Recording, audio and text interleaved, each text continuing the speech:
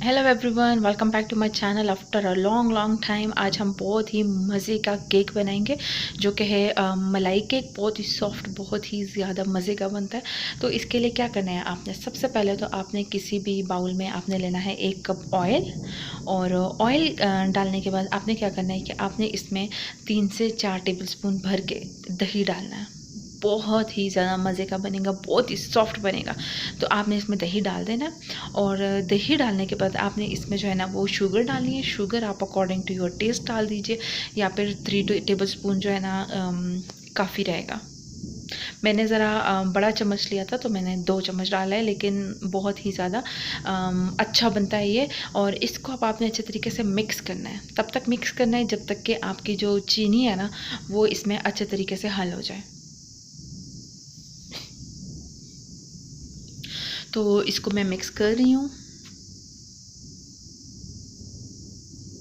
अच्छा, अब क्या करना है, अब आपने इसमें डालना है मैदा। मैंने तकरीबन 1 कप पूरा डाला था और 1 कप आधा डाला था। और अब मैंने इसमें ये डाल दिया है 1 चम्मच के करीब बेकिंग पाउडर। 1 टीस्पून मैंने इसमें बेकिंग पाउडर डाला है। और अब इसको आपने अच्छे तरीके से छान लेना है। छानना इसलिए ज़रूरी है ताकि कोई गुठलियाँ वगैरह जो है ना वो इसमें ना जाए, फिर वो बाद में अच्छी भी नहीं लगेंगी और सही पकेंगी भी नहीं। तो अब आपने जब इसमें मैदा जो है ना अच्छे तरीके से छान लिया है तो इसको हल्के हाथों से मिक्स कर देना।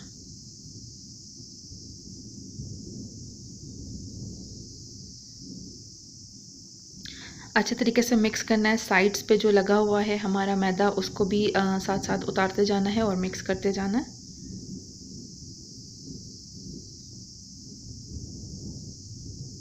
अच्छा, अगर आपको लगे ना कि आपका ये जो केक का जो बैटर है ये गाढ़ा है, तो आप क्या कर सकते हो, आप इसमें थोड़ा सा दूध डाल सकते हो इसको थोड़ा सा पतला करने के लिए। ये देखें, ये ज़रा सा गाढ़ा है तो मुझे इसको थोड़ा सा पतला करना है, तो अब मैं इसमें दूध डाल रही हूँ।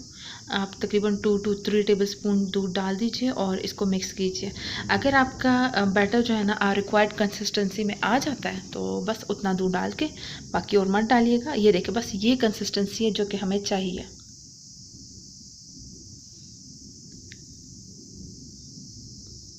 अब मैंने एक पतीला ले लिया है और उसमें पानी गर्म होने के लिए रख दिया। अच्छा, आप कोई भी बर्तन ले ले, उसको ग्रीस कर ले और ये जो हमारा बैटर था इसको इसमें डाल दीजिए।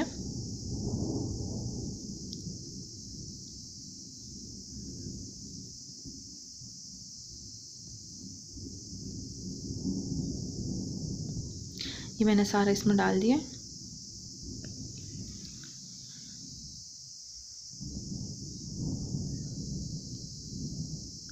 इस तरह से टैप करके आपने इसमें अगर कोई एयर बबल्स हैं तो वो निकल जाएंगे। अब इस तरीके से मैंने एक और जो है ना बर्तन इसमें उल्टा के रख दिया ताकि उसके ऊपर जो है ना मैं ये केक का जो बर्तन है ये रख सकूं, ठीक है।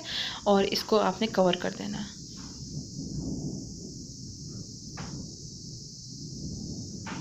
कवर करके आपने छोड़ देना है। आपने लो टू मीडियम आंच पे इसको रखना है।